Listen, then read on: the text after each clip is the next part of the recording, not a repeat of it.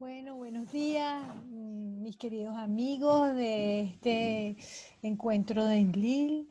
Les traigo una pequeña exposición sobre la mirada infantil del exilio y la inmigración en la novela española de Nada que no sepas de María Tena. Esta ponencia es una pequeña parte de un proyecto titulado La inmigración en la novela española escrita por mujeres en el siglo XX. Desde el año 2006 se constituyó un equipo de investigación en la Universidad Metropolitana de Caracas para estudiar la novela escrita por mujeres migrantes y cuáles eran los problemas que ocasionaba el choque de culturas en sus obras.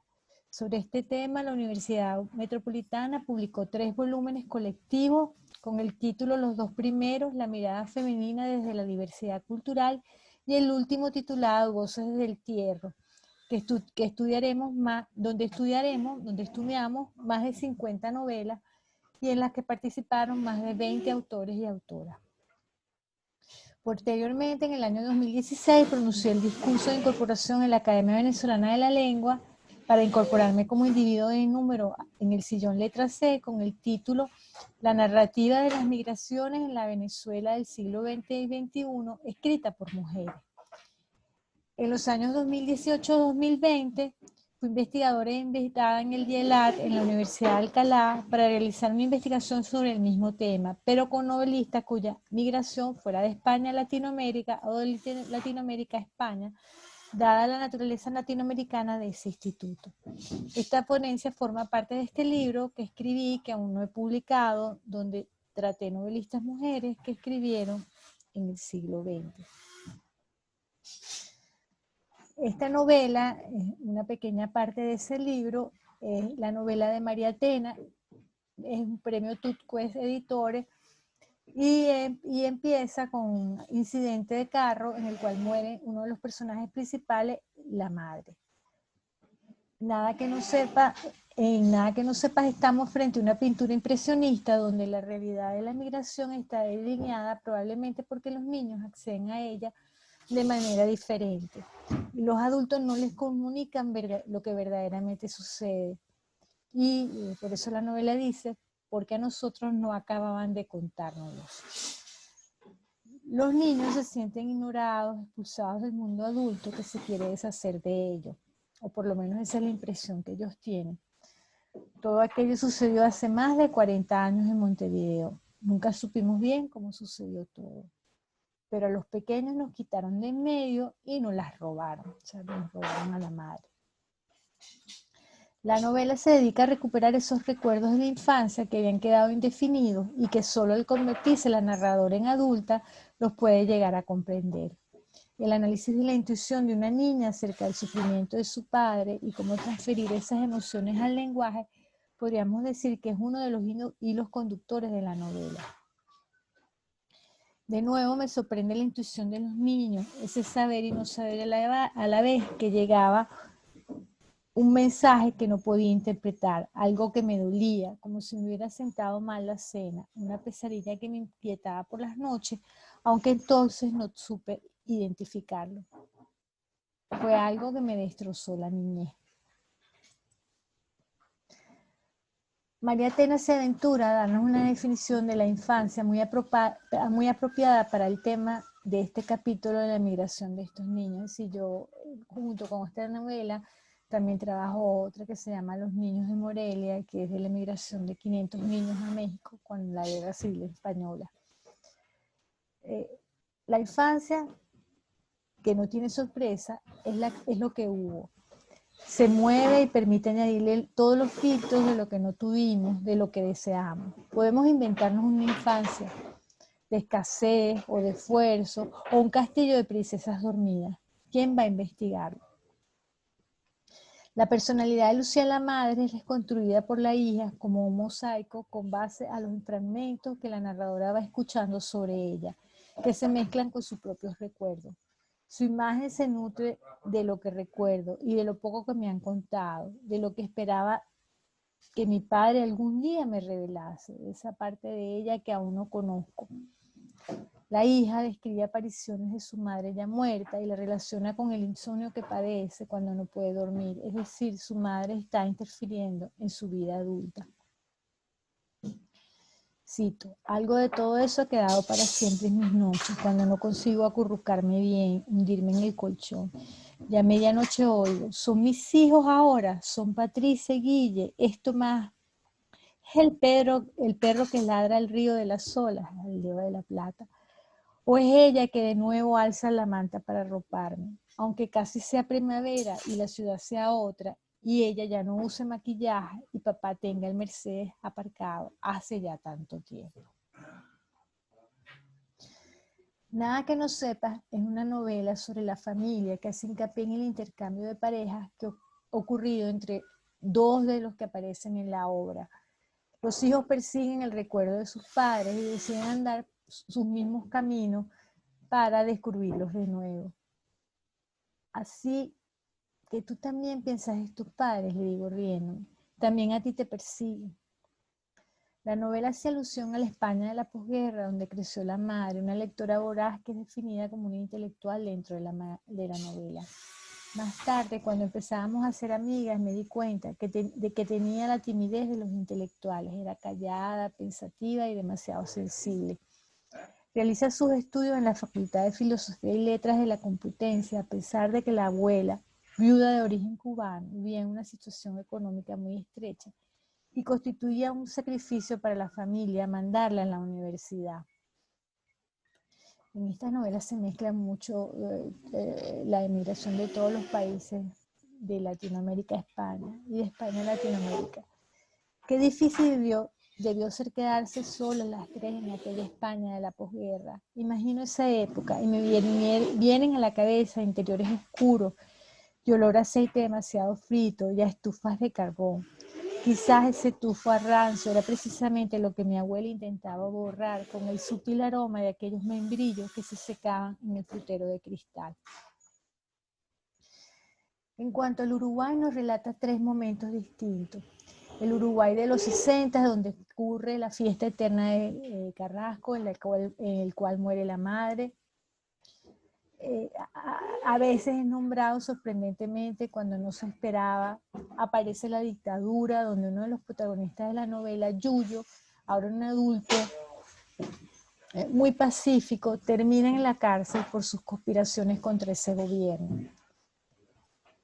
Éramos niños bien pitucos y no sabíamos de qué iba la vida, pero sí en qué bando estábamos. Aquel pasadizo oscuro, interminable, donde la única luz eran los libros y las visitas. Y el lugar posterior a la dictadura, donde llega la narradora adulta y declara: no es el lejano oeste, porque en las pocas ciudades pobladas del Uruguay la gente es culta y no hay conflictos sociales. En realidad es un lugar muy poco violento, respetable, tranquilo, donde muchos extranjeros vienen a pasar su jubilación y se quedan aquí para siempre. La hija no tiene una vida independiente de la madre, sino que va tratando de terminar la vida que su madre dejó inconclusa. La identidad de la hija se construye a partir de ella, la ambivalencia de las historias familiares, esos paralelismos que se establecen. Como ocurre usualmente en las novelas de la migración,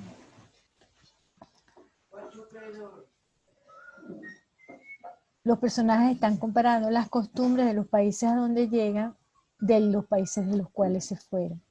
Algunas veces señala la España que dejaron atrás frente a esa primera luminosidad que tiene Montevideo que la impacta. España era, según la narradora, mis padres venían de un país oscuro, como una Semana Santa, traían los silencios, los miedos, el hambre que habían pasado de pequeños, las radionovelas y la señora Francis, en los patios vecinos y los rosarios al anochecer, la misa de los domingos. No era fácil quitarse de encima aquella niña de las fotos en blanco y negro, las mangas largas, los cantos de las monjas, el velo blanco, el misal, por mucho atlántico que la separase de esa sombra. Se hace hincapié en que España era un país muy católico y religioso, mientras que Uruguay era un país laico, que para los años 60 tiene mucha más libertad que España. Esto se pone de manifiesto en el personaje de la madre de la narradora, Lucía, quien en su aventura amorosa relata esas diferencias. Naciste aquí tú mismo, en un país laico. Seguro que no comprendes porque hasta ahora los domingos me he puesto el velo negro y he ido a la Estela Maris como vieja devota. Ya adulta, la niña descubre en una fotografía a su padre con un filtreo con su tía, lo que más tarde hablará de sus relaciones amorosas con las amigas del grupo de Montevideo. Abro el armario y saco la caja otra vez. La primera foto que cojo es de papá, abrazado a la tía Blanca en un bar donde apenas se le ve la cara. Y otros subidos en una barca del Retiro, mirándose a los ojos muy cerca. Y una más en una verbena, aparece en la visilla bailando muy apretado. Más tarde ya en Uruguay la madre exclamará, por eso no quería venir, lo sabía, estaba segura de que volvería a pasar, que me lo harías de nuevo. Pero Lucía, no me toques, me da asco. A pesar de ello, la familia pasa un tiempo muy feliz cuando llega a Montevideo, que contrasta con las demás descripciones de la pareja.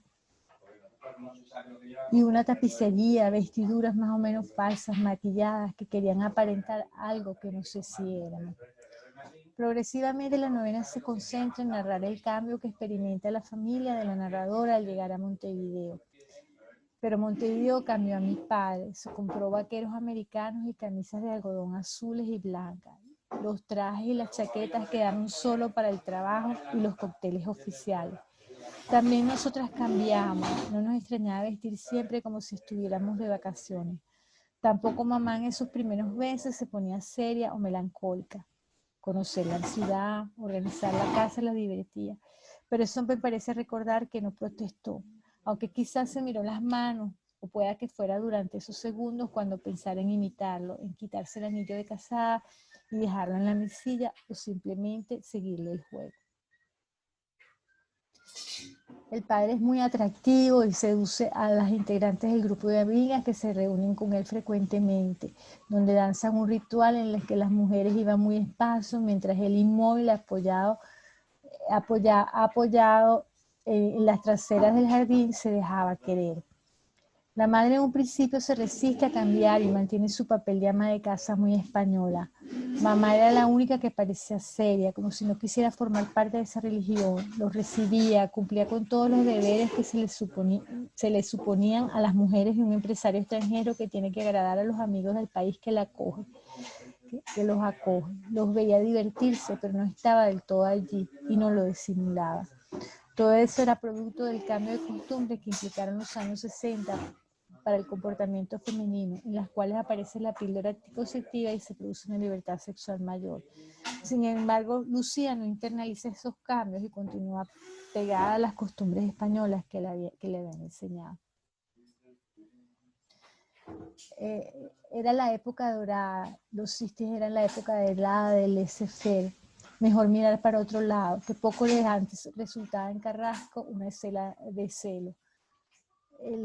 Las mujeres resultaban folclóricas de mal gusto. Lucía no entra en el juego, no tiene experiencia y por lo tanto echa más fuego a las pasiones de su marido, como analiza la narradora cuando recuerda la discusión que su padre y su madre tuvieron una noche. Y sí que te miraba, no se daba cuenta de que no se le podía decir es un hombre, son cosas que una siempre se arrepiente, darle tanto poder. A pesar del paso del tiempo, más de 40 años que transcurren entre la vida de la madre y la hija, la estructura patriarcal de la sociedad poco ha cambiado según la narradora. Los hombres desde siempre han podido desmarcarse, hacer su vida, salirse del guión. Madre e hija sufren la tortura psicológica de ser engañadas por el hombre que ama y el llanto de ella algunas noches. Evidentemente la aventura sensual de Álvaro, el marido de la narradora, con su secretaria, la une con su madre, la cual permite la entrada de los recuerdos acerca de las infidelidades del padre. Debió de ser terrible de ella separarse de sus amigas, hermanos, dejar su vida cuando empezaba a trabajar en el colegio, sus amigas. ¿Cómo se supera la pena de saber que tu marido te es infiel? No supe si mi padre lo era, nunca estuve segura, pero debí sentirlo, más con el alma que con la cabeza. La historia de Álvaro, esta estúpida mentira, también me acercaba a mamá.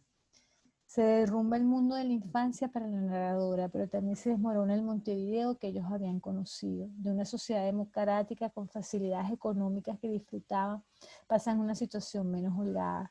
Los personajes transmiten su amargura por el cambio de situación que se conjuga con la mudanza de sus situaciones personales.